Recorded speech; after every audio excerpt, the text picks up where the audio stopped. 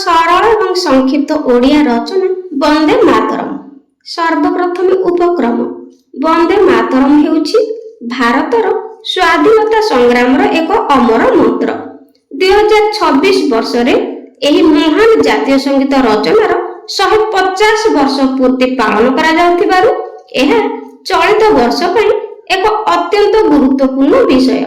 ଦେଶର ସ୍ୱାଧୀନତା ପାଇଁ ପ୍ରାଣବଳି ଦେଇଥିବା ସ୍ୱାଧୀନତା ସଂଗ୍ରାମୀମାନଙ୍କ ପାଇଁ ଏହା ଥିଲା ସାହସ ଓ ପ୍ରେରଣାର ଉତ୍ସ। ବନ୍ଦେ ମାତରମ୍ର ଇତିହାସ।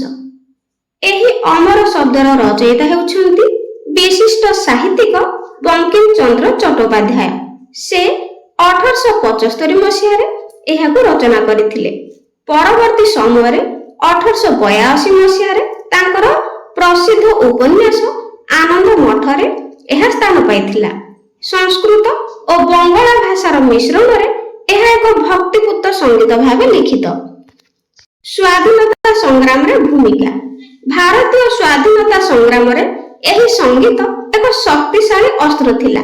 ବଙ୍ଗଭଙ୍ଗ ଆନ୍ଦୋଳନ ସମୟରେ ଏହା ସଂଗ୍ରାମୀମାନଙ୍କ ମୁଖ୍ୟ ନାରା ଥିଲା।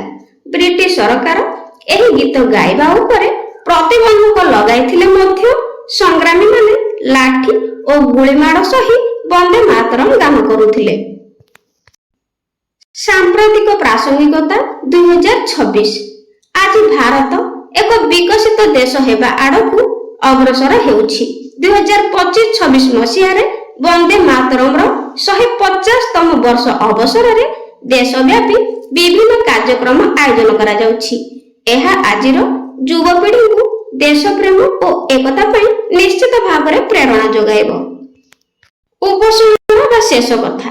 ବନ୍ଦେ ମାତରମ୍ ଆମ ମାତୃଭୂମିର ଏକ ବନ୍ଦନା। ଏହା ଆମକୁ ଶିକ୍ଷା ଦିଏ ଯେ ଦେଶ ମାତୃକା ସର୍ବୋପରି।